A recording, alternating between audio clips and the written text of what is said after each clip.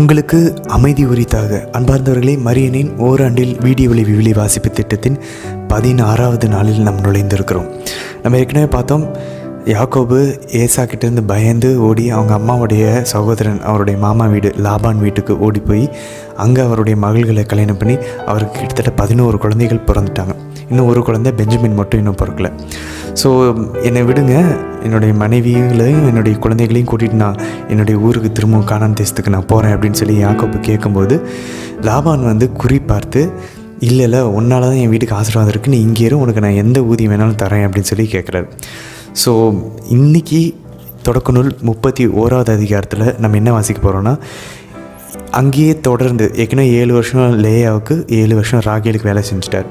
இப்போ தொடர்ந்து இன்னும் 6 வருஷம் வேலை செய்ய போகிறார்.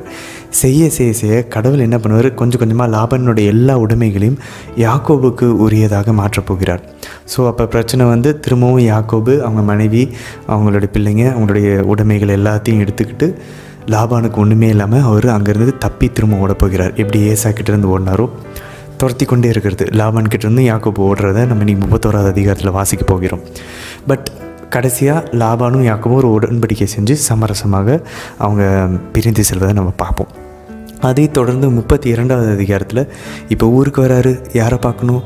அண்ணனை பார்க்கணும். அதனால் ஏசாவை பார்க்குறதுக்கு நிறைய பரிசுகள் எல்லாம் ரெடி பண்ணி தயார் பண்ணுறத 32வது அதிகாரத்தில் பார்ப்போம்.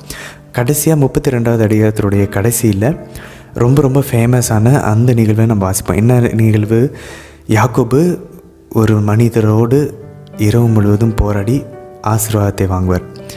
அதை கடவுள் என்று ஒரு பின்னாடி சொல்வார். ஸோ அந்த மனிதர் யார், அதெல்லாம் நம்ம பார்ப்போம். கூடவே யோபு 21வது அதிகாரம் 22வது அதிகாரம் நம்ம வாசிப்போம். 21வது அதிகாரம் என்ன? ஏற்கனவே ஜோப்பார் பேசினார் 20வது அதிகாரத்தில். அதுக்கு யோபு பதில் கூறுவார். நம்ம எல்லாருமே நிறைய முறையில் நம்ம பேசுகிறது கேட்டிருப்போம். கடவுள்கிட்ட ஜெபிச்சு என்ன பிரயோஜனம்? கடவுள் நம்பிக்கை இல்லாதவங்களாம் சந்தோஷமாக வாழ்கிறாங்க, நல்ல ஆசீர்வாதத்தோடு வாழ்கிறாங்களே, கடவுளை நம்புற நமக்கு தானே எல்லா பிரச்சனையும் வருது அப்படின்ற மாதிரி யோபு புலம்புறதை நம்ம இங்கே பார்ப்போம். இதோட இந்த 21வது அதிகாரத்தோட அந்த 2வது சுழற்சி முடியுது. நம்ம பார்த்தோம் இல்லையா, யோபு பேசுவார், அதுக்கப்புறம் 3 நண்பர்களும் பேசுவாங்க. ஒவ்வொருத்தரும் பேசி முடித்தோன்னே யோபு பதில் கூறுவார். ஸோ ஜோப்பாருக்கு பதில் கூறி இதோட 2வது சுழற்சி முடியுது. 22வது அதிகாரத்தில் எலிப்பாசு திரும்ப பேசுவார். இந்த டைம் யோபு மேலே இல்லாத பொல்லாத எல்லா பழிகளையும் போடுவார். நீ இது பண்ணியிருப்ப, அதை செஞ்சுருப்ப, நீ விதவைகளுக்கு உதவி செய்யாமல் இருந்திருப்ப, நீ நிறையா பாவம் பண்ணியிருப்ப அப்படின்னு சொல்லி அவரை கண்டபடி தீர்ப்பிடுவதை நம்ம இந்த 22வது அதிகாரத்தில் நம்ம வாசிப்போம். கூடவே நீதிமொழிகளில் 3வது அதிகாரம் நம்ம தொடர்ந்து வாசிச்சுட்ருக்கல. 3வது அதிகாரம் இன்றைக்கி 9வது வசனத்திலேருந்து 12வது வசனத்தை நம்ம வாசிப்போம். இந்த நீதிமொழியின் பகுதி யாக்கோபனுடைய வாழ்வுக்கு ஒத்து போகும். அதை நீங்கள் கவனித்து கொண்டே வாசிங்க, உங்களுக்கு இப்போ புரியும். நம்ம அது பின்னாடி விளக்கத்தில் பார்ப்போம். சரி, இன்றைக்கி நம்ம உள்ளே போகிறதுக்கு முன்னாடி ஒரு சில கேள்விகள் வழக்கம் போல். முதல் கேள்வி என்ன அப்படின்னா, லாபான் யாக்கோபுக்கு தீங்கு செய்ய நினைப்பார், ஆனால் அவரால் செய்ய முடியாது. அது ஏன் அப்படின்னு சொல்லி இன்றைக்கி 31வது அதிகாரத்தில் பதில் இருக்குது. அது என்னன்னு சொல்லி கவனித்து கொண்டே அந்த பதில் எதிர்பார்த்து கொண்டே நம்ம வாசிப்போம். 2வது கேள்வி, லாபானோட உடைமைகள்லாம் எப்படி யாக்கோபுக்கு போச்சு? லாபான் தான் எல்லாம் வச்சுருந்தார். ஏன்னா யாக்கோபு சும்மா லேயாவுக்கும் ராகேலுக்கும் தான் அவர் வேலை செஞ்சார். பட் உடைமைகளை அவர் எதுவுமே அவருக்கு சொந்தம் கிடையாது. ஆனால் அவருக்கு கூலி மட்டும்தான் கொடுக்க ஆரம்பித்தார். எப்படி லாபானுடைய உடைமைகள் எல்லாம் யாக்கோபோட தான் மாறினுச்சு? அதுதான் 2வது கேள்வி. அதை கவனித்து கொண்டே வாசிப்போம். 3வது, யாக்கோபுடைய பெயர் இஸ்ரவேலாக மாறியது எப்படி? இன்றைக்கி நம்ம ஆக்சுவலாக அதை நம்ம பார்க்க போகிறோம். 32வது அதிகாரத்தில் யாக்கோபுடைய பெயர் இஸ்ரவேலாக மாறும். எப்படி மாறினுச்சு அப்படின்றத கவனிப்போம். இதுதான் இன்றைக்கான 3 கேள்விகள். இன்றைய தினத்துக்கான வீடியோ பகுதிக்குள்ளே போகிறதுக்கு முன்னாடி நம்ம ஜெபித்துக்குள்ளே செல்வோம். தந்தை இறைவனை அழைத்து ஜெபிப்போம்.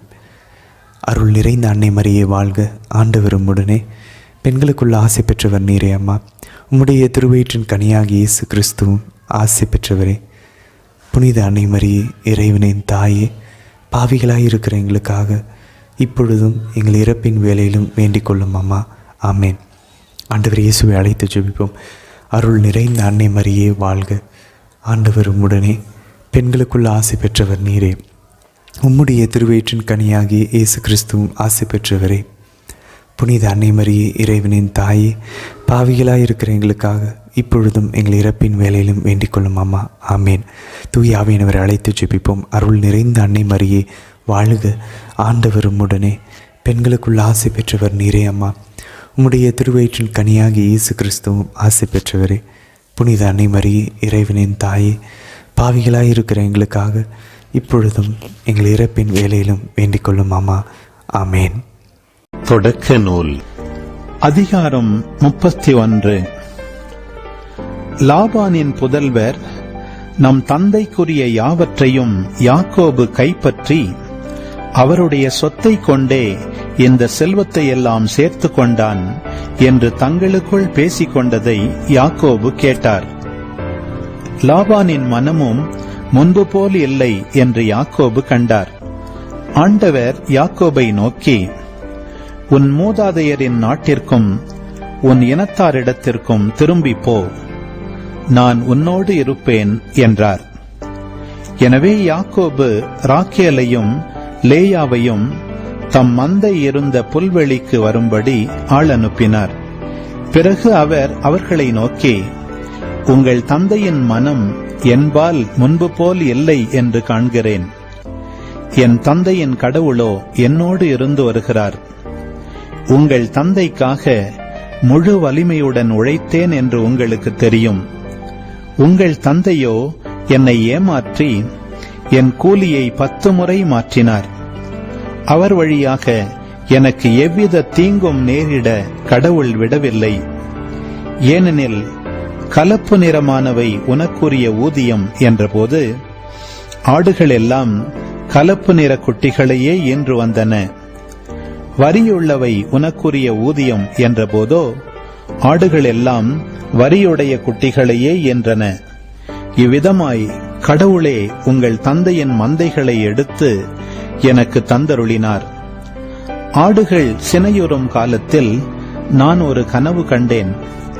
அதில் நான் கண்களை உயர்த்தி பார்த்தபோது ஆடுகளோடு பொலியும் கிடாய்கள் வரியும் கலப்பு நிறமும் புள்ளியும் உடையனவாயிருந்தன. அக்கனவில் கடவுளுடைய தூதர் யாக்கோபு என்று என்னை அழைக்க நான் இதோ அடியேன் என்றேன்.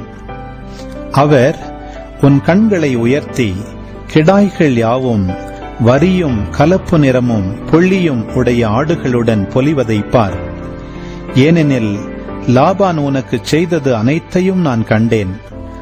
நீ கல்லை திருப்பொழிவு செய்து எனக்கு நேர்ச்சை செய்து கொண்ட இடமாகிய பெத்தேலின் இறைவன் நானே. நீ உடனே எழுந்து இந்த நாட்டை விட்டு புறப்பட்டு உன் பிறந்த நாட்டுக்கு திரும்பிச் செல் என்று கூறினார் என்றார். அதற்கு ராக்கேலும் லேயாவும், எங்கள் தந்தையின் குடும்பத்தில் எங்களுக்கு பங்கும் உரிமை சொத்தும் இன்னும் உண்டோ? அவர் எங்களை அந்நிய பெண்களைப் போல் விலைக்கு விற்று எங்களுக்காக வாங்கியதையும் முழுமையாக விழுங்கிவிடவில்லையா? ஆனால் செல்வத்தை எல்லாம் எங்கள் தந்தையிடமிருந்து கடவுள் பிடுங்கி நமக்கும் நம் பிள்ளைகளுக்கும் உரிமையாக்கினார். ஆகையால் கடவுள் உங்களுக்கு சொன்னதையெல்லாம் செய்யுங்கள் என்றனர். அப்போது யாக்கோபு தம் மக்களையும் மனைவியரையும் ஒட்டகங்களின் மேல் ஏற்றிக்கொண்டு புறப்பட்டு சென்றார். பதான் அராமில் ஈட்டிய செல்வம் அனைத்தையும் திரட்டிக்கொண்டு மந்தைகள் எல்லாவற்றையும் ஓட்டிக்கொண்டு கானான் நாட்டிலிருந்த தம் தந்தை ஈசாக்கை நோக்கி பயணமானார். லாபான் ஆடுகளுக்கு ரோமம் கத்தரிக்க போயிருந்த பொழுது ராக்கேல் தம் தந்தையின் குலதெய்வ சிலைகளை திருடிக் கொண்டு விட்டார். மேலும் யாக்கோபு தாம் ஓடிப்போகிற செய்தியை அரமேயனான லாபானுக்கு தெரிவிக்காமல் ஏமாற்றிவிட்டார். அவர் தமக்கு சொந்தமான எல்லாவற்றையும் எடுத்துக்கொண்டு நதியை கடந்து கிளையாது மலை நாட்டை நோக்கி தப்பி ஓடினார். யாக்கோபு தப்பியோடிய செய்தி லாபானுக்கு 3ஆம் நாள் தெரிவிக்கப்பட்டது. உடனே அவன் தன் உறவினர்களை கூட்டிக் கொண்டு 7 நாள்களாக அவரை பின்தொடர்ந்து சென்று அவர் இருந்த கிளையாது மலைப்பகுதியை நெருங்கினான். அன்றிரவு கனவில் அரமேயனான லாபானுக்கு கடவுள் தோன்றி அவனை நோக்கி, நீ யாக்கோபிடம் நல்லதோ கெட்டதோ யாதொன்றும் பேச வேண்டாம் என எச்சரித்தார். லாபான் யாக்கோபை நெருங்கிய பொழுது யாக்கோபு கிளையாது மலைப்பகுதியில் கூடாரம் அடித்திருந்தார். அம்மலைப்பகுதியில் லாபானும் அவன் உறவினரும் கூடாரம் அடித்து தங்கினர். அவன் யாக்கோபை நோக்கி, நீர் இப்படி செய்யலாமா? என்னை ஏமாற்றி என் புதல்வியரை வாழ்முனையில் பிடித்த கைதிகளைப் போல் இட்டுச் செல்லலாமா? எனக்கு ஒன்றும் தெரிவிக்காமல் என்னை ஏமாற்றிவிட்டு ஏன் ரகசியமாய் ஓடி வந்தீர்? நான் மேளதாள வாத்தியங்களுடன் மகிழ்ச்சியாய் உங்களை வழி அனுப்பி வைத்திருப்பேனே. என் பேரப்பிள்ளைகளையும் புதல்வியரையும் நான் முத்தமிட விடாமல் செய்துவிட்டது ஏன்? நீர் முட்டாள்தனமாக நடந்து கொண்டீர். இப்போதோ உமக்கு தீங்கிழைக்க என்னால் முடியும். ஆனால் நேற்றிரவு உம் தந்தையின் கடவுள் என்னை நோக்கி, நீ யாக்கோபிடம் நல்லதோ கெட்டதோ யாதொன்றும் பேச வேண்டாம் என்று எச்சரித்தார். உம் தந்தையின் வீட்டுக்கு திரும்பும் ஆவலினால் நீர் இவ்வாறு வந்துவிட்டீர். ஆனால் என் குல தெய்வ சிலைகளை திருடிக் கொண்டது ஏன் என்றான். யாக்கோபு அவனுக்கு மறுமொழியாக, நீர் உம் புதல்வியரை வன்முறையில் என்னிடமிருந்து பிரித்து வைத்துக் கொள்வீர் என்று அஞ்சினேன். ஆனால் உம் குல தெய்வ சிலைகளை யாரேனும் திருடியிருந்தால் அவன் உயிரோடு இருக்க வேண்டாம். உம்முடைய பொருள் ஏதாவது இங்கே என்னிடம் இருக்கின்றதா என்று நம் உறவினர் முன்னிலையில் பரிசோதித்து பார்த்து எடுத்துக்கொள்ளும் என்றார். அவற்றை ராக்கேல் திருடியிருந்தது யாக்கோபுக்கு தெரியாது.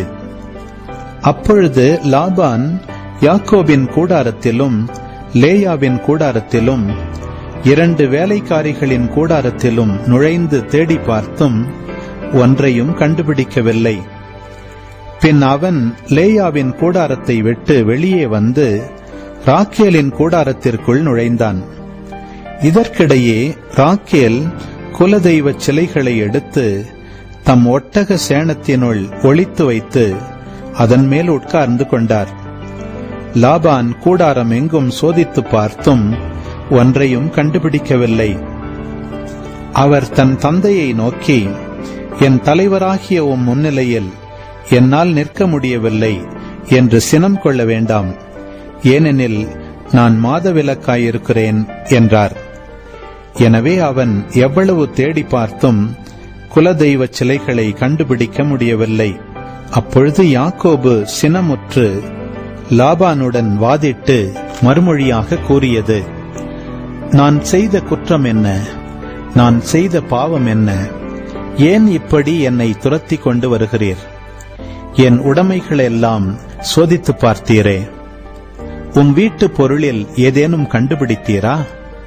அப்படியானால் அதை என் உம் உறவினர் முன்னிலையில் இங்கே வையும். இவர்களே உமக்கும் எனக்கும் இடையே தீர்ப்பு வழங்கட்டும். இதற்காகத்தானா நான் உம்மோடு 20 ஆண்டுகளாக இருந்தேன்? உம்முடைய செம்மறி ஆடுகளும் வெள்ளாடுகளும் சினை அழியவில்லையே. உம்முடைய மந்தை கெடாய்களில் ஒன்றையும் நான் தின்னவில்லையே. கொடிய விலங்குகளால் அடிபட்டவைகளை நான் உம்மிடம் கொண்டு வரவில்லையே. மாறாக அவற்றிற்கும் ஈடு செய்தேன்.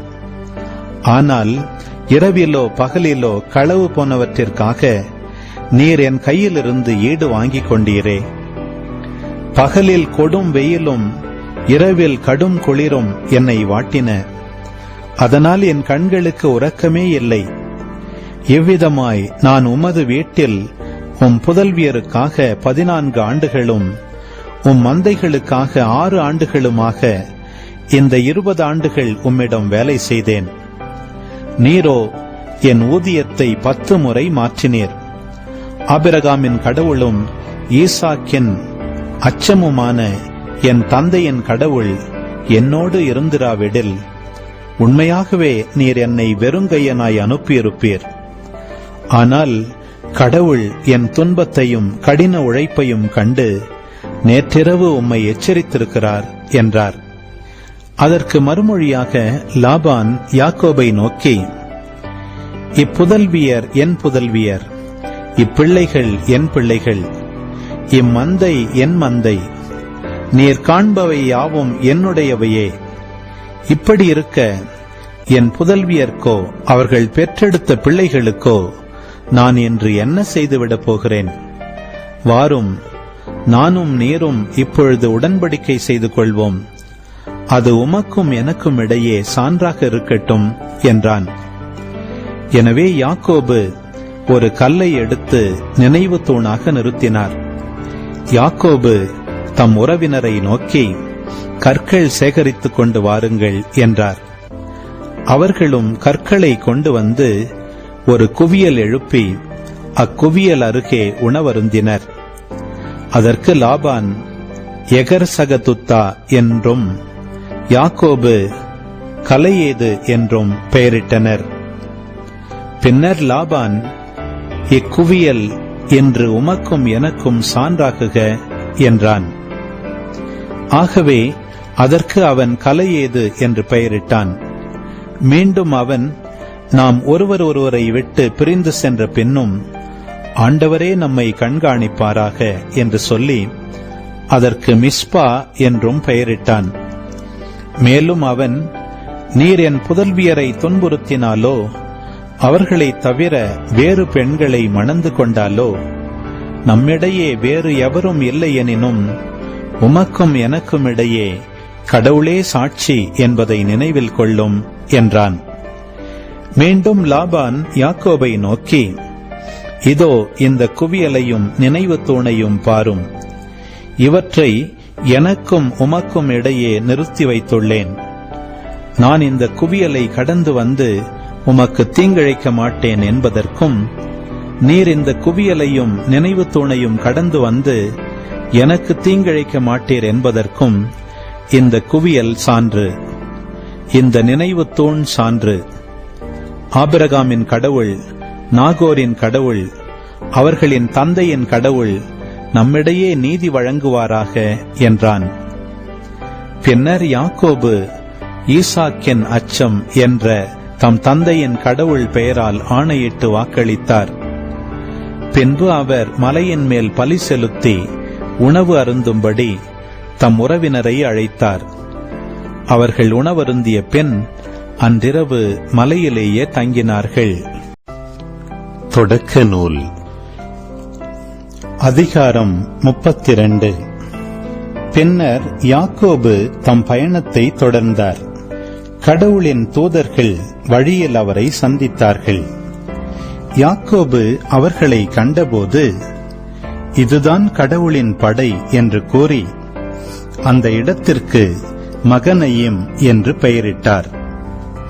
பின்பு யாக்கோபு ஏதோம் நாட்டிலுள்ள சேயீர் பகுதியில் வாழ்ந்து வந்த தம் சகோதரன் ஏசாவிடம் தூதரை அனுப்பினார். அவர் அவர்களுக்கு கட்டளையிட்டு சொன்னது, நீங்கள் என் தலைவன் ஏசாவிடம் போய், உம் ஊழியனாகிய யாக்கோபு கூறுவது, நான் இதுவரை லாபானிடம் அந்நியனாய் தங்கியிருந்தேன். மாடுகளும் கழுதைகளும் ஆடுகளும் வேலைக்காரரும் வேலைக்காரிகளும் எனக்கு உள்ளனர். உம் பார்வையில் எனக்கு தயை கிடைக்கும்படி என் தலைவரான உமக்கு ஆள் அனுப்பி அறிவிக்கிறேன் என்று சொல்லுங்கள்.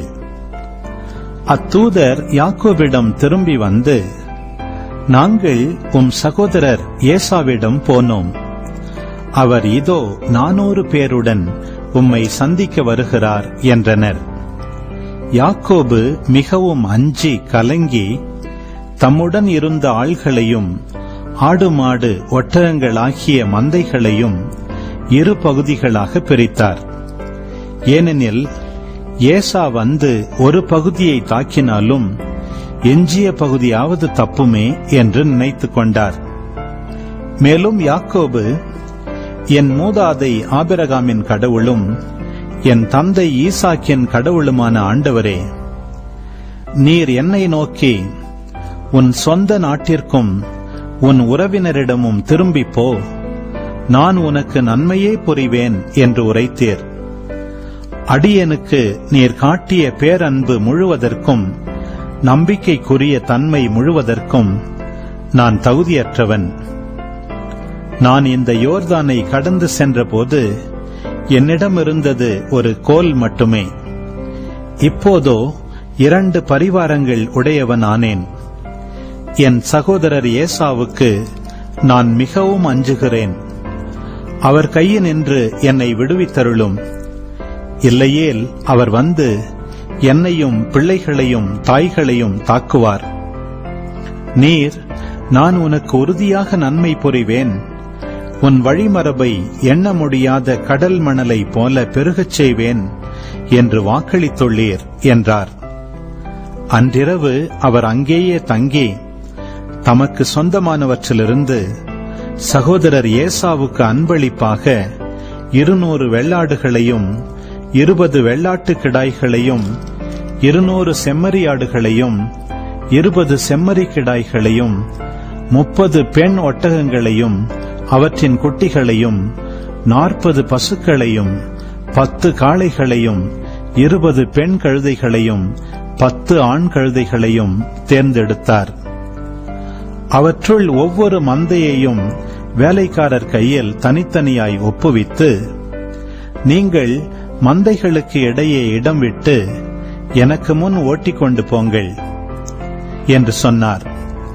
பின்பு அவர் முதலில் போகிறவனை நோக்கி கட்டளையிட்டு கூறியது, என் சகோதரர் ஏசா உனக்கு எதிர்ப்பட்டு, நீ யாருடைய ஆள்?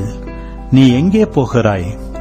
உனக்கு முன் செல்லும் இவை யாருடையன என்று உன்னிடம் கேட்டால், இவை உம் ஊழியன் யாக்கோபினுடையவை. அவர் தம் தலைவராகிய ஏசாவுக்கு இவற்றை அன்பளிப்பாக அனுப்பியிருக்கிறார். அவரும் எங்கள் பின்னர் வருகிறார் என்று நீ சொல்வாய் என்றார். அதேவிதமாய் அம்மந்தைகளை ஓட்டிச் செல்லும் 2ஆம் 3ஆம் ஆள்களுக்கும் மற்ற அனைவருக்கும் கட்டளையிட்டு கூறியது, ஏசாவை நீங்கள் சந்திக்கும் பொழுதும், இதோ உம் ஊழியன் யாக்கோபு எங்கள் பின்னால் வருகிறார் என்று சொல்லுங்கள். ஏனெனில் யாக்கோபு, நான் அவர் முன்னே இவ்வன்பளிப்புகளை அனுப்பி அவரை அமைதிப்படுத்துவேன். பின்பு நான் அவரை நேரில் காணும் பொழுது அவர் ஒருவேளை என்னை ஏற்றுக்கொள்வார் என்று நினைத்தார். அவ்விதமே யாக்கோபின் அன்பளிப்புகள் அவருக்கு முன் சென்றன. அவரோ அன்றிரவு கூடாரத்தில் தங்கினார். அந்த இரவிலேயே அவர் எழுந்து தம் 2 மனைவியரையும் 2 வேலைக்காரிகளையும் புதல்வர் 11 அழைத்துக் கொண்டு யாபோக்கு ஆற்றின் துறையை கடந்தார். அப்படி அவர்களை ஆற்றை கடக்கச் செய்தபோது தமக்கிருந்த அனைத்தையும் அனுப்பி வைத்தார். யாக்கோபு மட்டும் இவ்வாறு தனித்திருக்க, ஓர் ஆடவர் பொழுது விடியும் மட்டும் அவரோடு மற்போரிட்டார். யாக்கோபை வெற்றி கொள்ள முடியாதென்று கண்ட அந்த ஆடவர் அவரது தொடைச்சந்தை தொட்டார். யாக்கோபு அவரோடு மற்போரிடுகையில் தொடைச்சந்து இடம் விலகியது. அப்பொழுது ஆடவர், என்னை போகவிடு, பொழுது புலரப்போகிறது என, யாக்கோபு, நீர் எனக்கு ஆசி வழங்கினால் ஒழிய உம்மை போகவிடேன் என்று மறுமொழி சொன்னார். ஆடவர், உன் பெயர் என்ன என, அவர், நான் யாக்கோபு என்றார். அப்பொழுது அவர், உன் பெயர் இனி யாக்கோபு எனப்படாது, இஸ்ரவேல் எனப்படும். ஏனெனில் நீ கடவுளோடும் மனிதரோடும் போராடி வெற்றி கொண்டாய் என்றார். யாக்கோபு அவரை நோக்கி, உம் பெயரைச் சொல்லும் என்றார். அவர், என் பெயரை நீ கேட்பதேன் என்று அந்த இடத்திலேயே அவருக்கு ஆசி வழங்கினார். அப்பொழுது யாக்கோபு, நான் கடவுளின் முகத்தை நேரில் கண்டும் உயிர் தப்பி பிழைத்தேன் என்று சொல்லி அந்த இடத்திற்கு பெனியேல் என்று பெயரிட்டார். அவர் பெனியேலுக்கு அப்பால் சென்றவுடன் கதிரவன் தோன்றினான். தொடை விலகியதால் அவரும் நொண்டி நொண்டி நடந்தார். அதன் பொருட்டு இஸ்ரவேலர் இந்நாள் வரை தொடைச்சந்து சதைநாரை உண்பதில்லை. ஏனென்றால் அந்த ஆடவர் யாக்கோபின் தொடைச்சந்து சதைநாரை தொட்டார். யோபு ஆகமம் அதிகாரம் 21. அதற்கு யோபு கூறிய மறுமொழி: நான் கூறுவதை கவனமாய் கேளுங்கள், இதுவே நீங்கள் எனக்கு அளிக்கும் ஆறுதலாயிருக்கும். பொறுங்கள், என்னை பேசவிடுங்கள், நான் பேசிய பிறகு கேலி செய்யுங்கள். என்னை பொறுத்த மட்டில் நான் முறையிடுவது மனிதரை எதிர்த்தா? இல்லையேல் நான் ஏன் பொறுமை இழக்கக்கூடாது? என்னை உற்று பாருங்கள், பதறுங்கள், கையால் வாயில் அடித்துக் கொள்ளுங்கள். இதை நான் நினைக்கும் பொழுது திகிலடைகிறேன். நடுக்கம் என் சதையை ஆட்டுகிறது. தீயோர் வாழ்வதேன்? நீண்ட ஆயுள் பெறுவதேன்? வலியோராய் வளர்வதேன்? அவர்களின் வழிமரபினர் அவர்கள் முன் நிலை பெறுகின்றனர். அவர்களின் வழித்தோன்றல்கள் அவர்கள் கண்முன் நிலைத்திருக்கின்றனர். அவர்களின் இல்லங்களில் அச்சமற்ற அமைதி நிலவுகின்றது. கடவுளின் தண்டனை அவர்கள் மேல் விழவில்லை. அவர்களின் காளைகள் பொலிகின்றன, ஆனால் பிசகுவதில்லை. அவர்களின் பசுக்கள் கருவுறும், ஆனால் கரு கலைவதில்லை. மந்தை போல அவர்கள் தம் மழலைகளை வெளியனுப்புகின்றனர். அவர்களின் குழந்தைகள் குதித்தாடுகின்றனர். அவர்கள் தம்புரு சுரமண்டலம் இசைத்து பாடுகின்றனர். குழல் ஊதி மகிழ்ந்திடுகின்றனர். அவர்கள் மகிழ்வில் தம் நாள்களை கழிக்கின்றனர். அமைதியில் பாதாளம் இறங்குகின்றனர். அவர்கள் இறைவனிடம் இயம்புகின்றனர்: எம்மை விட்டு அகலும், ஏனெனில் உமது வழிகளை அறிந்து கொள்ள நாங்கள் விரும்பவில்லை. எல்லாம் வல்லவர் யார் நாங்கள் பணிபுரிய? அவரை நோக்கி நாங்கள் மன்றாடுவதால் என்ன பயன்? இதோ அவர்களின் வளமை அவர்களின் கையில் இல்லை. எனவே தீயோரின் ஆலோசனை எனக்கு தொலையில் இருப்பதாக. எத்தனை முறை தீயோரின் ஒளி அணைகின்றது! அழிவு அவர்கள் மேல் வருகின்றது. கடவுள் தம் சீற்றத்தில் வேதனையை பங்கிட்டு அளிக்கின்றார். அவர்கள் காற்றுக்கு முன் துரும்பு போன்றோர், சூறாவளி அடித்து போகும் பதர் போன்றோர். அவர்களின் தீங்கை கடவுள் அவர்களின் பிள்ளைகளுக்கா சேர்த்து வைக்கின்றார். அவர்களுக்கே அவர் திரும்ப கொடுக்கின்றார். அவர்களும் அதை உணர்வர். அவர்களின் அழிவை அவர்களின் கண்களே காணட்டும். எல்லாம் வல்லவரின் வெஞ்சினத்தை அவர்கள் குடிக்கட்டும். அவருடைய நாள்கள் எண்ணப்பட்ட பின் அவர்களது இல்லத்தில் அவர்கள் கொள்ளும் அக்கறை என்ன? இறைவனுக்கு அறிவை கற்பிப்போர் யார்? ஏனெனில் அவரே உயர்ந்தோரை தீர்ப்பிடுகின்றார். சிலர் வளமையோடும் வலிமையோடும் நிறைவோடும் முழு அமைதியோடும் சாகின்றனர். அவர்களின் தொடைகள் கொழுப்பேறி உள்ளன. அவர்களின் எலும்புகளின் சோறு உலரவில்லை. வேறு சிலர் கசந்த உள்ளத்துடன் இனிமையை சுவைக்காதவராய் சாகின்றனர். புழுதியில் இருசாராரும் ஒன்றாய் துஞ்சுவர். புழுக்கள் அவர்களை போர்த்தி நிற்குமே. இதோ உம் எண்ணங்களையும் எனக்கெதிராய் தீட்டும் திட்டங்களையும் நான் அறிவேன். ஏனெனில் நீங்கள் கூறுகின்றீர்கள்: கொடுங்கோலனின் இல்லம் எங்கே? கொடியவன் குடியிருக்கும் கூடாரம் எங்கே? வழிப்போக்கர்களை நீங்கள் வினவவில்லையா? அவர்கள் அறிவித்ததை நீங்கள் கேட்கவில்லையா? தீயோர் அழிவின் நாளுக்கென விடப்பட்டுள்ளனர். வெஞ்சின நாளில் அவர்கள் விடுவிக்கப்படுவரா? யார் அவர்களின் முகத்துக்கு எதிரே அவர்களின் போக்கை உரைப்பார்? யார் அவர்களின் செயலுக்கேற்ப கொடுப்பார்? இருப்பினும் கல்லறைக்கு அவர்கள் கொண்டு வரப்படுவர். அவர்களின் சமாதிக்கு காவல் வைக்கப்படும். பள்ளத்தாக்கின் மண் அவர்களுக்கு இனிமையாயிருக்கும். மாந்தர் அனைவரும் அவர்களை பின்தொடர்வர். அவர்களின் முன் செல்வோர்க்கு கணக்கில்லை. அப்படி இருக்க வெற்று மொழியால் நீர் என்னை தேற்றுவதெப்படி? உமது மறுமொழி முற்றிலும் பொய்யே. யோபு ஆகமம் அதிகாரம் 22. பின்னர் தேமானியனான எலிப்பாசு பேசத் தொடங்கினான். மனிதரால் இறைவனுக்கு பயனுண்டா? மதிநுட்பம் உடையவரால் அவருக்கு பயனுண்டா? நீர் நேர்மையாக இருப்பது எல்லாம் வல்லவர்க்கு இன்பம் பயக்குமா? நீர் உமது வழியை செம்மைப்படுத்துவது அவருக்கு நன்மை பயக்குமா? நீர் அவரை அஞ்சி மதிப்பதாலா அவர் உம்மை கண்டிக்கிறார்? அதனை முன்னிட்டா உம்மை தீர்ப்பிடுகிறார்? உமது தீமை பெரிதல்லவா? உமது கொடுமைக்கு முடிவில்லையா? ஏனெனில் அற்பமானவற்றுக்கும் உம் உறவின் முறையாரிடம் அடகு வாங்கினீர். ஏழைகளின் உடையை உரிந்து விட்டீர். தாகமுள்ளோர்க்கு குடிக்க தண்ணீர் தரவில்லை. பசித்தோர்க்கு உணவு கொடுக்க முன்வரவில்லை. வலிய மனிதராகிய உமக்கு வையகம் சொந்தமாயிற்று. உம் தயவு பெற்றவர்க்கே அது குடியிருப்பாயிற்று. விதவைகளை நீர் வெறுங்கையராய் விரட்டினீர். அனாதைகளின் கைகளை முறித்து போட்டீர். ஆகையால் கண்ணிகள் உம்மை சூழ்ந்துள்ளன. கிளி உம்மை திடீரென ஆட்கொள்ளும். நீர் காணா வண்ணம் காரிருள் சூழ்ந்தது. நீர்பெருக்கு உம்மை மூழ்கடித்தது. உயரத்தே விண்ணகத்தில் கடவுள் இல்லையா? வானில் இருக்கும் விண்மீன்களை பாரும், அவை எவ்வளவு உயரத்தில் உள்ளன. ஆனால் நீர் சொல்கின்றீர், இறைவனுக்கு என்ன தெரியும்? கார்முகிலை ஊடுருவி பார்த்து அவரால் தீர்ப்பிட முடியுமா? அவர் பார்க்கா வண்ணம் முகில் மறைகின்றது. அவர் வான்தளத்தில் உலவுகின்றார். பாதகர் சென்ற பழைய நெறியில் நீரும் செல்ல விழைகின்றீரோ? நேரம் வரும் முன்பே அவர்கள் பிடிபட்டனர். அவர்கள் அடித்தளத்தை வெள்ளம் அடித்துச் சென்றது. அவர்கள் இறைவனிடம், எங்களை விட்டு அகலும், எல்லாம் வல்லவர் எங்களுக்கு என்ன செய்ய முடியும் என்பர். இருப்பினும் அவரே அவர்களின் இல்லத்தை நன்மையினால் நிரப்பினார். எனினும் தீயவரின் திட்டம் எனக்கு தொலைவாயிருப்பதாக.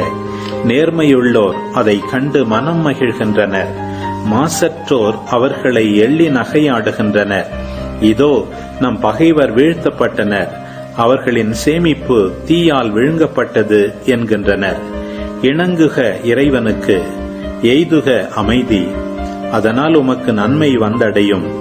அவர் வாயினின்று அறிவுரை பெறுக, அவர் தம் மொழிகளை உம் நெஞ்சில் பொறித்திடுக. நீர் எல்லாம் வல்லவரிடம் திரும்பி வருவீராகில் நீர் கட்டி எழுப்பப்படுவீர்.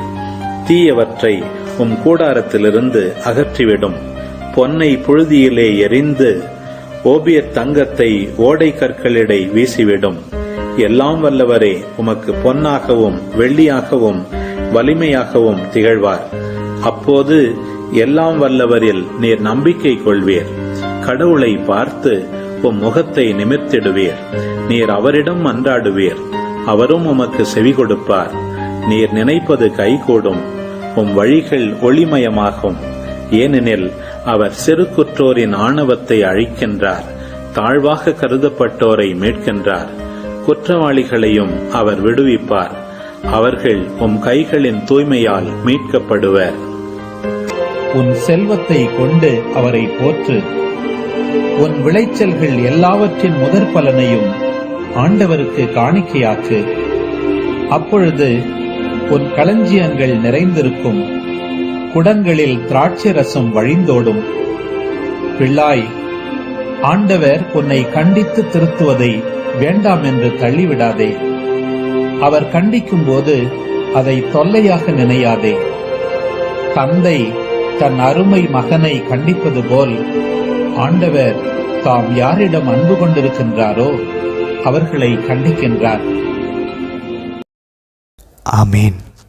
ஆண்டவரே, இன்றைய தினத்துக்கான இந்த விவிலி வாசிப்பு பகுதி எங்களுக்கு தந்ததற்காக, உம்முடைய வார்த்தைக்காக நன்றி செலுத்துகிறோம் அப்பா. நாங்கள் போராடி ஜெயிக்க முடியாத வாழ்வில் பல விஷயங்கள் உண்டு. அதை உம்மோடு ஜெபத்தில் உறவாடி முழங்காலிலிருந்து அந்த ஆசீர்வாதங்களை யாக்கோபை போல பெற்றுக்கொள்ள அந்த ஒரு மனதை எங்களுக்கு தாங்க ஆண்டவரே. அம்மா, புதிய ரெபேக்காவாய் நீங்கள் எங்களுக்கு இருந்து ஆண்டவருடைய ஆசீர்வாதத்தை எப்படி பெற்றுக்கொள்ளணும் அப்படின்றத எங்களுக்கு சொல்லித்தாங்கம்மா. நீங்கள் சொல்லித்தரலைன்னா, நீங்கள் எங்களுக்கு ஆவியானவருடைய குரலை எதுன்னு எங்களுக்கு நீங்கள் காமிச்சு கொடுக்கலன்னா, நாங்கள் முட்டாள்தனமாக இந்த நாளில் பல விஷயங்களை செய்து விடுவோம் அம்மா. புதிய ரெபேக்காவாக இருந்து எங்களுக்கு வழி நடத்தி ஆவியானவருடைய குரலின்படி செவி கொடுத்து அதன்படி செயல்பட எங்களுக்கு அருள் தரும் அம்மா. ஆமேன். அன்பார்ந்தவர்களே, இன்றைய தினத்திற்கான கேள்வி, முதல் கேள்வி, லாபானால் ஏன் யாக்கோபுக்கு எந்த தீங்கும் செய்ய முடியல அப்படின்னு சொல்லி பார்த்தோம் அப்படின்னாக்க 31வது அதிகாரம் 7வது வசனத்தில் நம்ம வாசிக்கிறோம். லாபான் யாக்கோபுக்கு எதிராக எவ்வித தீங்கும் செய்யாதபடி கடவுள் அவரை விடவில்லை. ஸோ கடவுள் தான் யாக்கோபை காப்பாற்றிருக்கிறார் அப்படின்றத நம்ம இங்கே பார்க்குறோம்.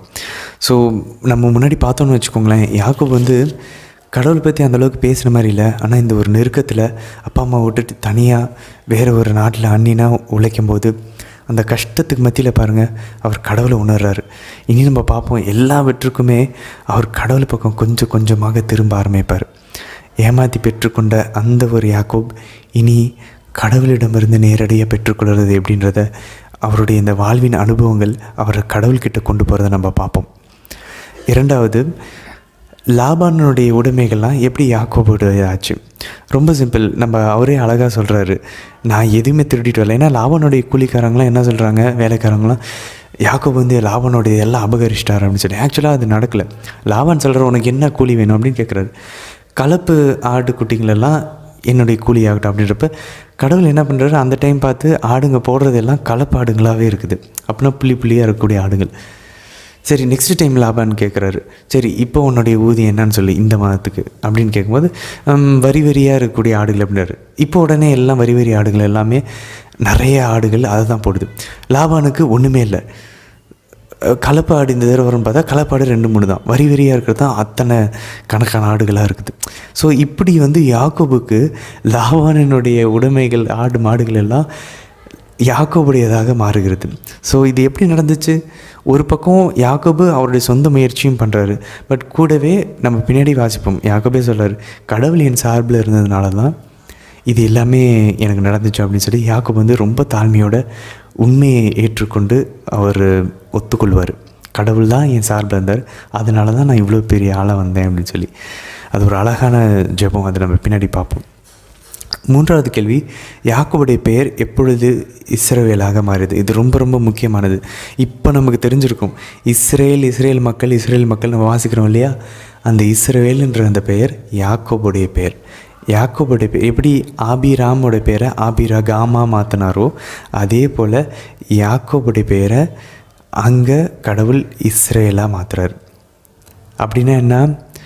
நான் யாக்கோபு என்றார் அந்த மனிதரிடம், நான் யாக்கோபுன்னு சொல்லி பேர் சொல்லும்போது அப்பொழுது அவர் சொல்கிறார், உன் பெயர் இனி யாக்கோபு எனப்படாது, இஸ்ரேல் எனப்படும், ஏனெனில் நீ கடவுளோடும் மனிதரோடும் போராடி வெற்றி கொண்டாய்.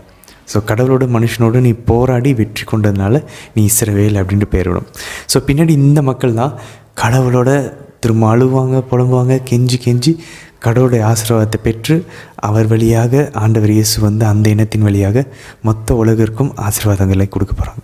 ஸோ இது ஒரு நாட்டுக்கான ஒரு குணாதிசயமாக மாறப்போகிறது. கடவுளோடும் மனிதரோடும் போராடி வெற்றி கொண்டாயின்னு. இப்போ கூட நம்ம பார்த்துட்ருக்கோம், இஸ்ரேலில் எவ்வளோ பிரச்சனை வந்துட்டுருக்கு. இன்னமும் இஸ்ரேல் மக்கள் மனிதரோடு போராடி கொண்டு தான் இருக்கிறாங்க. முதல்ல இந்த பிரச்சனையெல்லாம் ஸ்டார்ட் ஆனது, லாபான் வந்து குறிப்பாத்தது, உன்னால தான் என்னால் ஆசீர்வாதம் வருது என்னுடைய வீட்டுக்கு அப்படின்னு சொல்லி யாக்கோபை பார்த்து கண்டுபிடிக்கிற அந்த குறிப்பாகிற தவறு நம்ம ஏற்கனவே பார்த்தோம். மெயினாக லாபானுக்கு வந்து இந்த பேராசை இருப்பதை நம்ம எங்கே பார்க்கலாம் அப்படின்னா, ஒரு சின்ன ஹிண்ட்டு நம்ம எங்கே பார்க்கலாம் அப்படின்னாக்கா, ஃபஸ்ட்டு நம்ம ரெபேக்கா ஓடி போய் ஆபிராமுடைய அந்த பணியாளர் வந்து பார்த்ததை ரெபேக்கா ஓடி போய் வீட்டில் சொன்னப்போ லாபான் எதை தெரியுமா பார்ப்பார்? ரெபேக்காவுடைய மூக்கணிகளையும் அவருடைய கையில் இருந்த காப்பையும் பார்ப்பார், தங்க காப்பை. அதை பார்த்துட்டு தான் லாபான் ஓடி போய் ஆபிரகாமுடைய பணியாளரை, கடவுளால் ஆசீர்வதிக்கப்பட்டவர், நீங்கள் எங்கே இருக்கீங்க வாங்க அப்படின்னு. ஓ, அப்போ இவங்க நல்ல செல்வந்தர் போலன்னு சொல்லி லாபானுக்கு அப்பவே தெரியும். ஸோ பைபிள் நமக்கு ஆல்ரெடி ஒரு ஹிண்ட் கொடுக்குது. லாபான் வந்து பேராசை அவருக்கு இருக்குது, பணத்தின் மீது ஒரு நாட்டம் இருக்கிறது, ஒழுங்கினமற்ற பற்றுதல் இருக்குது அப்படின்றத நம்ம இங்கே பார்க்க முடியும். அதனால தான் பாருங்கள், அவங்களுடைய பொண்ணுங்களையே, அவங்களுடைய மகள்களையே யாக்கோபு கிட்ட விலைக்கு பேசுகிறாரு. நீ 7 வருஷம் வேலை செஞ்சுனா என் பொண்ணை தரேன், அதை மாற்றி கொடுத்து திரும்ப 7 வருஷம் வேலை செஞ்சுனா இன்னொரு பொண்ணை தரேன் அப்படின்னு சொல்லி மாற்றி கொடுக்குறாருப்பாங்க. ஸோ அதனால தான் நம்ம வாசிக்கிறோம் 31வது அதிகாரம் 15வது வசனத்தில் சொல்கிறாங்க, அவங்களுடைய லாபானுடைய மகள்களே சொல்கிறாங்க, அவர் எங்களை அந்நிய பெண்களைப் போல விலைக்கு விற்று எங்களுக்காக வாங்கியதை முழுமையாக விழுங்கிவிடவில்லையா அப்படின்னு சொல்லி. ஆனால் இப்போ நம்ம அதனால் தெளிவாக தெரியுது, மகள்களே உணர்றாங்க, அப்பா வந்து நம்மளை வந்து விலைக்கு விற்றுட்டார் அப்படின்னு சொல்லி. இது வந்து லாபானுடைய குணாதிசயம். ஆனால் இன்னொரு விஷயம் நம்ம நோட் பண்ண வேண்டியது என்னென்னா, இங்கே யாக்கோபு லாபான்கிட்ட ஏன் மாட்டணும்? லாபான்கிட்ட மாட்டினதுனால தான் யாக்கோபு ஒரு முக்கியமான பாடத்தை கற்றுக்கொண்டார். அவர் பொய்யாக ஏமாற்றி பெற்றுக்கொண்ட விஷயங்கள். அவர் இருமுறை அங்கே வந்து ஈசாக்கு கிட்ட போய் சொல்கிறார், ஆமாம்மா நான் தான் ஏசான்னு சொல்லி பொய் சொல்கிறார். பாருங்களேன், ஆண்டவர் படைச்சப்ப அழகாக இருந்த மனுஷன் அந்த ஒரு ஆதாமேவால் செஞ்ச பாவத்தினால அந்த ஜென்ம சுபாவம் விழுந்து இன்றைக்கி அது நம்மை வரைக்கும் தொத்தி கொண்டு இருக்கிறது. பாவம் ஞானஸ்தானத்தின் போது கழுவப்படுகிறது. ஆனால் பாவம் செய்யக்கூடிய அந்த இயல்பு, அதுதான் நம்ம ஜென்ம சுபாவம் சொல்கிறோம். ஒரிஜினல் சின்னுடைய அந்த இன்க்ளினேஷன், பாவம் செய்யக்கூடிய அந்த கன்க்யூபிசன்ஸ், அது இன்னும் தொத்தி கொண்டு தான் இருக்குது. ஸோ யாக்கோபும் அப்படிப்பட்ட அந்த ஒரு ப்ரோக்கன்னஸ், அந்த உடைந்து போன அந்த மனித பலவீனத்தில் தான் அவர் இருக்கிறார். ஸோ கடவுள் அவரை அழகாக வழி நடத்தி அவரை பரிசுத்தப்படுத்துகிறார். இதை தான் இன்றைக்கி நம்ம வாசித்த நீதிமொழி அழகாக கூறுகிறது. அதை நம்ம கவனித்து வாசிக்க சொன்னோம். நீதிமொழிகளில் 3வது அதிகாரம் 10வது வசனத்தில் 11வது வசனத்தில் நம்ம வாசனை தெரியும். பிள்ளாய், ஆண்டவர் உன்னை கண்டித்து திருத்தும் போது வேண்டாம் என்று தள்ளிவிடாதே. அவர் கண்டிக்கும் போது அதை தொல்லையாக நினைக்காத. தந்தை தன் அருமை மகனை கண்டிப்பது போல ஆண்டவர் தம் யாரிடம் அன்பு கொள்கிறாரோ அவர்களை கண்டிப்பார் அப்படின்றாங்க. இதை நம்ம நேரடியாக எங்கே பார்க்கலாம்? எபிரேயர், புதிய ஏற்பாட்டில் எபிரேயர் 12வது அதிகாரம் 5லேருந்து 11 இதே தான் எக்ஸாக்டாக சொல்கிறாங்க. கடவுள் கண்டித்து யாரை பையன்னு நினைக்கிறாரோ அதனால தான் நம்மளை கண்டித்து திருத்துறார். எப்படி கண்டித்து திருத்துறார்? லாபான் வழியாக யாக்கோபை கண்டித்து திருத்தினார். யாக்கோபை அதை பொறுமையாக சகித்து கொண்டார். அதை அவர் அழகாக சொல்லுவார் பாருங்கள், அவர் எவ்வளோ கஷ்டப்பட்டார் அப்படின்றத நீங்கள் எங்கே வாசிக்கலான்னா, இதே தொடக்க நூல் 31வது அதிகாரத்தில் 36லேருந்து 42 வரைக்கும். நான் வெயிலில் கஷ்டப்பட்டேன், மழையில் கஷ்டப்பட்டேன், அவர் ஏதாச்சும் தப்பாயிடுச்சுன்னா கூட என்னுடைய கை காசை அவர் போட சொன்னார். இதெல்லாம் நான் பொறுமையாக சகிச்சுக்கிட்டேன். யாக்கோபு அவ்வளோ அந்த ஆண்டவர் அனுமதித்த அந்த துன்பங்களை பொறுமையாக அவர் சகித்து கொண்டார். ஏன்னா அவருக்கு தெரியுது அவங்க அண்ணனை ஏமாற்றிட்டு வந்திருக்கிறாருன்னு, அந்த ஆசீர்வாதத்தை திருட்டிட்டு வந்திருக்காருன்னு. இங்கே பொறுமையோடு சகித்து கொள்கிறார். நம்ம நினைப்போம், எனக்கு ஏன் இந்த கஷ்டம்? இன்னும் நம்ம அதை நம்மளோட பாவங்களுக்கு பரிகாரமாக பொறுமையாக சகிச்சுக்கிட்டோன்னா அதை ஆண்டவர் ஆசீர்வாதமாக மாற்றினார். எப்படி லாபான்கிட்ட பாருங்கள், அவர் பொறுமையாக சகிச்சுக்கிட்டாரு, ஆண்டவர் அழகாக ஆசீர்வதித்து வெளியே அனுப்பினார். ஸோ நம்மளுடைய வாழ்விலும் நம்ம இப்போ ஏதாச்சும் வீட்டில் ஏதாவது பிரச்சனை, இல்லை நம்ம வேலை செய்கிற ஏதாவது பிரச்சனை, பக்கத்து இடத்துல ஏதாவது பிரச்சனைனா அதை நம்ம பொறுமையோடு சகித்து கொண்டோம்னா, இதை நம்ம இன்னும் தெளிவாக எங்கே பார்க்கலாம்? 1 பேதுரு 2வது அதிகாரம் 18லேருந்து 21 வசனங்களை நீங்கள் வாசிச்சு பாருங்களேன். வீட்டு வேலைக்காரர்களே, அது நம்மளை குறிக்கும். நம்ம கணவன் மனைவியாக இருக்கலாம். கணவனால் மனைவிக்கு பிரச்சனை இல்லை, மனைவினால் கணவனுக்கு இல்லை, அப்பா அம்மானால் பிள்ளைங்களுக்கு இல்லை, பிள்ளைகள்னால அப்பா அம்மாவுக்கு ஏதோ ஒன்று. உங்கள் தலைவர்களுக்கு முழு மரியாதையோடு பணிந்திருங்கள். நல்லவர்களுக்கு, கனிந்த உள்ளமுடையவர்களுக்கு மட்டுமல்ல, முரட்டு குணமுடையவர்களுக்கும் பணிந்து நடக்கின்றார். 1 பேதுரு 2:18லேருந்து 21 வசனங்கள் வாசிச்சு பாருங்கள். முரட்டு குணமுடையவர்களுக்கும் நீங்கள் பணிந்து நடங்க. ஏன்னா கடவுள் இருக்கிறாருன்ற அந்த ஒரு நம்பிக்கையில் கடவுள் இதை பார்த்துக்கிட்டு இருக்காரு. கடவுள் என்னை அன்பு செய்கிறவர், ஆனால் அவர் இதை அனுமதிக்கிறார், அதனால் நான் அதை பொறுமையோடு சகிச்சு கொள்வேன் அப்படின்னு சொல்லி நம்ம நினைக்கும் போது கடவுளை இப்படி இப்போ யாக்கோபை அவர் பொறுமையாக அந்த 20 வருஷம் கஷ்டப்பட்டாருங்க. அவரை கடவுள் பரிசுத்தை பற்றி புடமிட்டு அவரை மாற்றினார். கொஞ்சம் கொஞ்சமாக அவருடைய ஜென்ம சுபாவத்திலேருந்து அவரை ஆசீர்வாதமாக மாற்றி எல்லாம் முடிஞ்சதுக்கப்புறம் தான் கடைசியாக அவருடைய பேரை இஸ்ரவேல்னு மாற்றுறாரு. அது வரைக்கும் அவரோட பேரை மாற்றலை. இது நம்ம 1 பேதுரு 5வது அதிகாரம் 6வது வசனத்துலேயும் பார்க்கலாம். ஆகையால் கடவுளுடைய வல்லமை மிக்க கருத்தின் கீழ் உங்களையே தாழ்த்தி கொள்ளுங்கள், அப்பொழுது அவர் ஏற்ற காலத்தில் உங்களை உயர்த்துவார். பின்னாடி அவர் அழகாக யாக்கோபுடைய ஒரு கிளாசிக்கான டயலாக் இருக்குது. அவர் பாருங்கள், ஃபஸ்ட்டு என்ன பண்ணார்? அந்த பெத்தேலேருந்து வெளியே வரும்போது, நீங்கள் எனக்கு இதை பண்ணிங்கன்னா உங்களுக்கு நான் 10ல் 1 பங்கு தருவேன், நான் இதை செய்வேன் அது செய்வேன்னு சொல்லி வாக்கு கொடுக்குற யாக்கோபு கடைசியாக பாருங்கள் அவர் எந்தளவுக்கு அந்த புடமிட்டு ஆண்டவர் அவரை மாற்றிருக்கிறாரு. ஏசாவை சந்திக்கும் போது 32வது அதிகாரத்தில் அவர் ஒரு அழகான ஜெபத்தை ஜெபிப்பார். 32வது அதிகாரம் 9வது வசனத்துலேருந்து நீங்கள் வாசிச்சு பாருங்கள். 12 வசனம் வரைக்கும், 9லேருந்து 12 வரைக்கும் அழகாக சொல்லுவார். நான் வெறும் ஒரு கோலோடு நான் வந்தேன், கையில் ஒரு குச்சோடு வந்தேன், இன்றைக்கி நான் 2 பரிவாரங்களோட இந்த இடத்த கடந்து நான் திரும்பி வரேன், திரும்பி ஊருக்கு நான் வரேன். என்னுடைய பயணத்தை ஆண்டவர் சூப்பராக ஆசீர்வதிச்சிட்டார். எப்படி 20 வருஷம் மழையிலையும் வெயிலையும் கஷ்டப்பட்டார். எப்படி கஷ்டப்பட்டார்? அவருடைய அந்த பாவத்துக்கு, அந்த ஜென்ம சுபாவத்திலேருந்து வெளியே வருவதற்கு ஆண்டவர் ஆசீர்வதித்து வெளியே அனுப்புகிறார். இன்றைக்கி பைபிள், இன்றைக்கி நம்ம வாசித்த இந்த பகுதி நமக்கு ஒரு ஸ்ட்ராங்கான ஒரு செய்தியை நமக்கு கொடுக்கறது. ரொம்ப ஸ்ட்ராங்கான ஒரு செய்தி. நம்முடைய வாழ்வில் வரக்கூடிய எல்லா துன்பங்களையும் அந்தந்த காலகட்டங்களில் கடவுள் ஏற்ற வகையில் அதை அமைச்சு வச்சுருக்கிறாரு. அதை பொறுமையோடு சகித்து, அதை நமக்கு யார் அந்த துன்பங்களை தராரோ அவர்கள் ஆசீர்வாதத்தை பெறணும், அவர்கள் மனம் மாறணும்னு சொல்லி நம்ம ஜெபிக்க ஆரம்பிச்சோம். அந்த சூழ்நிலைகளுக்கு நான் என்னை தாழ்த்தி கொள்வேன் அப்படின்னு சொல்லி யாக்கோபுடைய அந்த ஜெபம் பாருங்கள், நான் தகுதி இல்லாதவன்னு சொல்லி அதுக்கப்புறம் அவர் ஜெபிக்கிறாரு. அவர் எவ்வளோ அளவுக்கு தாழ்ந்து இருக்கார் பாருங்கள். அவரை ஆண்டவர் தாழ்த்திட்டார், ஒழுங்குபடுத்திட்டார், தன் மகன்னு நினச்சி அவர் கண்டித்து திருத்திட்டார். ஸோ நம்ம அந்த சூழ்நிலைகள் கஷ்டமாக இருக்குது அப்படின்னா அது மன ரீதியாக இருக்கலாம், உடல் ரீதியாக இருக்கலாம், இல்லை வேறு உலகில் ரீதியாக எந்த பிரச்சனையாக இருந்தாலும் சரி, ஆவிக்குரிய விஷயமாக இருக்கலாம், சில சமயம் பாவ அடிமைத்தனங்களாக இருக்கலாம். கடவுள் நம்மை அந்த ஏரியாவில் முட்டி மோதி போராடி வெளியே வந்து அந்த நற்பண்புகளை ஜெயிச்சு வெற்றி வீரராக வரணும்னு அவர் விரும்புகிறார். அதனால் நம்ம பண்ண வேண்டியதெல்லாம் என்னென்னா, ஆண்டவர் இதை பார்த்துட்ருக்கான்ற அந்த ஒரு எண்ணத்தோடு நம்ம முயற்சி பண்ணி கொண்டே இருக்க வேண்டும். ஆண்டவரிடம் நம்மையே தாழ்த்தி கொண்டு நான் இன்னும் எந்த வகையில் நான் ஆண்டவரை போல் மாறணும், இல்லை மாதாவை போல் மாறணும், எனக்கு இன்னும் பொறுமை வேணுமா, இல்லை நான் இன்னும் எனக்கு நற்பண்புகள் இன்னும் அதிகமாக வளரணுமா, இல்லை நிதானம் வளரணுமா, இல்லை எனக்கு செருக்கு குறையணும், பெருமை குறையணுமா, பொறாமைப்படக்கூடிய எண்ணங்கள் குறையணுமா, நான் உடலுக்கு ரொம்ப சாஃப்டாக சோம்பேறித்தனமாக இருக்கிறேன், நான் உடலை இனிமேல் நான் நல்ல பயிற்சி செஞ்சு அதை சரியாக வேலை செய்கிறதுக்கு பயன்படுத்தணுமா. நம்மளுடைய சூழ்நிலை ஆண்டவர் இப்படி இந்த நெருக்கடியை எதுக்கு கொடுக்குறாருன்றதை இனிமேல் மேலோட்டமாக பார்க்காம ஆழமாக ஆன்மீக விஷயமாக நம்ம பார்க்கலாம், ஸ்பிரிச்சுவலாக பார்க்க ஆரம்பிக்கலாம். எனக்கு ஏன் இது நடக்குது, நான் எதை மாற்றிக்கணுங்கிறதுக்காக கடவுள் இதை கொடுக்குறாரு, இந்த கேள்வி மட்டும் நான் கேட்கணும்.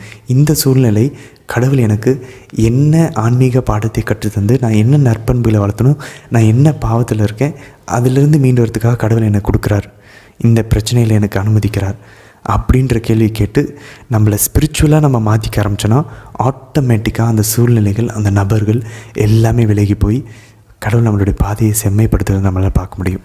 இது ஒரு பக்கம் இருக்க 32வது அதிகாரத்தில் யாக்கோபு அவருடைய அண்ணனை சந்திக்கிறதுக்கு நிறையா பரிசுகள்லாம் ரெடி பண்ணுறாரு. ஏன்னா அவர் நினைக்கிறார், அட்லீஸ்ட் 20 வருஷம் போச்சு, அண்ணனுடைய கோபம் இப்போவாச்சும் அடங்கி இருக்குமோ அப்படின்னு சொல்லி அவர் பரிசுகள் கொடுத்து அவருடைய கோபத்தை இன்னும் தணிக்கலாம் அப்படின்னு சொல்லி நினைக்கிறேன். ஏன்னா அவர் 400 பேரோட வர்றப்ப இது வெல்கம் பார்ட்டியாக இல்லை நம்மளை கொல்றதுக்கான ஒரு சேனையோடு வராரான்னு யாக்கோபுக்கு தெரியல.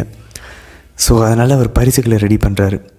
அதுக்கு நடுவில் அவர் அந்த பேனியல் அப்படின்ற அந்த இடத்துல அவர் ஒரு மனிதரோட போராடுறதுன்னு பார்க்குறோம். இந்த மனிதர் யார், நிறையா விளக்கங்கள் இருக்குது, இறையல் வல்லுநர்கள் எல்லாம் நிறைய விளக்கங்கள் கொடுத்துருக்காங்க.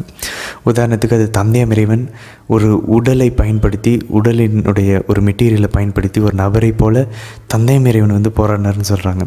சில பேர் அதை ஆண்டவர் இயேசுவினுடைய ஒரு அவதாரத்திற்கு முன்னாடி இருக்கக்கூடிய ஒரு நபராக இருக்கலாம் அப்படின்றாங்க. பட் இதெல்லாம் சரியாக பட நமக்கு இல்லை. ஆக்சுவலாக நம்ம பார்த்தோம் அப்படின்னாக்க புனித தாமஸ் அக்வினாஸே நிறைய விளக்கங்கள் கொடுத்துருக்கிறாரு. ஒரு பர்டிகுலர் விளக்கம் எது ரொம்ப எளிதாக இருக்கும் அப்படின்னு சொல்லி பார்த்தோன்னாக்க அது வானதூதராக இருக்க வாய்ப்பு இருக்குது அப்படின்னு சொல்லி சொல்கிறாங்க. ஏன் வானதூதராக வாய்ப்பு இருக்குது அப்படின்னாக்க ஓசையா 12வது அதிகாரம் 4வது வசனத்தில் பார்க்குறோம், யாக்கோபு வானதூதரோடு போரிட்டு அவர் மேற்கொண்டார் அப்படின்னு இருக்கும். ஸோ இங்கே டைரெக்டாக இருக்குது. ஆனால் பிரச்சனை என்னென்னா பின்னாடி யாக்கோபு சொல்கிறாரு, நான் ஆண்டவரை முகமுகமாக பார்த்தேன் அப்படின்னு சொல்லி. வானதூதரை பார்க்கும்போது எப்படி ஆண்டவரை பார்த்த மாதிரி இருக்கும். நம்ம ஏற்கனவே வாசித்தோம். இது பைபிளில் இருக்கக்கூடிய ஒரு வழிமுறை தான். நம்ம ஆகாரம் என்ன பண்ணுறாங்க, கடவுளை வானதூதரை பார்க்குறாங்க. ஆனால் அவங்க என்ன சொல்கிறாங்க, நான் கடவுளை நேரில் பார்த்தேன் அப்படின்றாங்க. ஸோ வானதூதரை பார்ப்பது கடவுளை பார்ப்பதற்கு சமமாக அவங்க பைபிளினுடைய மொழி இருக்கிறது. இன்னொரு இடத்துல நம்ம பார்க்குறோம், கடவுள் மோசேக்கு தந்தையாம் இறைவன் நேரடியாக கட்டளைகளை கொடுத்ததாக நம்ம வாசிக்கிறோம். விடுதலை பயணம் 20வது அதிகாரம் 1வது வசனம் கடவுள் நேரடியாக சொன்னதாக இருக்கும். விடுதலை பயணம் 20:1. ஆனால் பின்னாடி கலாத்தியர் 3:19 பார்த்தோன்னாக்க கடவுள் வானதூதர் வழியாக மோசேவுக்கு கட்டளைகளை கொடுத்ததாக இருக்கும். அதை தான் பின்னாடி அப்போஸ்தலர் பணி 7வது அதிகாரம் 53வது வசனத்தில் நம்ம பார்க்குறோம். ஸோ வானதூதர்கள் வழியாக கொடுக்கறது கடவுள் டைரெக்டாக கொடுத்தது மாதிரி ஒரு சமமான ஒரு அர்த்தம் இருக்கிறத நம்ம விவிலியத்தில் நம்ம வாசிக்கிறோம். அதனால தான் ஓசையா தெளிவாக கூறுகிறது 12வது அதிகாரம் 4வது வசனம், யாக்கோபு வானதூதரோடு போரிட்டார் அப்படின்னு சொல்லி. அப்போ இரவு முழுதும் யாக்கோபு வானதூதரோடு போரிட்டு இப்போ யாக்கோபுக்கு தெரியுது நம்ம திருடிலாம் ஆசீர்வாதத்தை பெற்றுக்கொள்ள வேண்டிய அவசியம் இல்லை, ஆண்டவரோட ஜெபத்தில் போராடி பெற்றுக்கொண்டாலே போதும், அவரே ஆசீர்வதிப்பார்னு. கடைசியாக அவர் ஆசீர்வதிச்சுட்டு போகிறாரு. அப்போ தான் அவருடைய பேர் மாற்றப்படுகிறது. இப்போ யாக்கோபுக்கு தெரியுது அவருடைய அந்த ஜென்ம சுபாவத்திலேருந்து கொஞ்சம் கொஞ்சமாக பரிசுத்தம் அடைஞ்சு அவர் வரதை நம்ம பார்க்குறோம். நாளைக்கு இன்னும் அழகாக இருக்கும்.